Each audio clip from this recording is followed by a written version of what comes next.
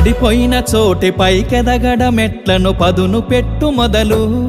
10 మందిలోన నీ ప్రతిభను చూపగ పట్టుదలతో కదులు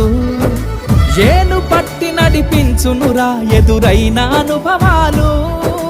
వేల ఏండ్లు వర్ధిల్లునురా నీ విజయ జ్ఞాపకాలు